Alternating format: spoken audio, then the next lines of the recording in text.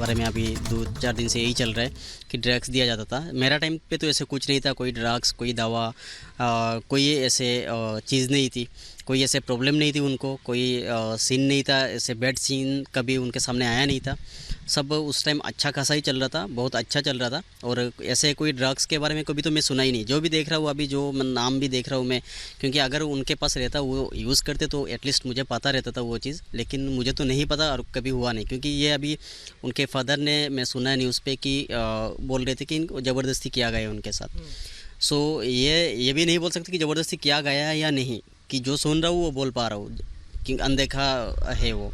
देखिए, ये तो मेरे ख्याल से अफवाह है ये, क्योंकि ये जो आ रहा है। और रही बात ये सोने का, जब वो सोते थे अपने बेडरूम पे तो लॉक कभी अंदर से नहीं करते थे।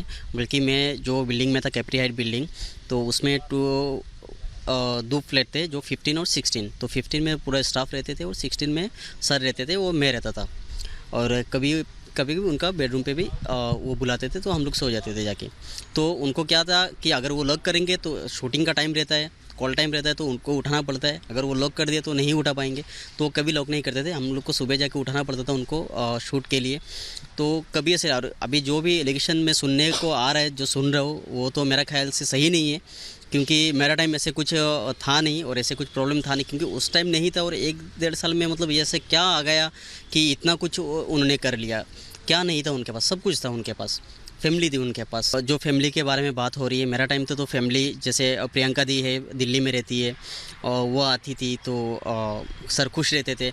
अगर उनके बीच कुछ अनबन रहता तो वो नहीं आती, वो बात नहीं करती। एक टाइम सर गए भी थे उनके होम टाउन में, तो अगर कुछ प्रॉब्लम रहता तो होम टाउन भी नहीं जाते थे।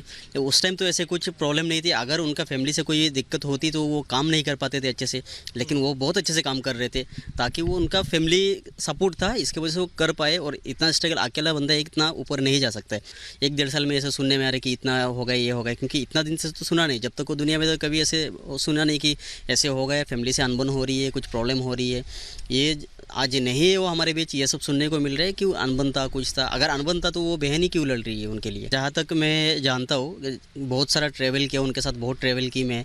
तो जैसे थाईलैंड हो गया, उसके बाद दिल्ली, जमशेदपुर, रांची, ये सब शूट के लिए हम लोग जाते थे।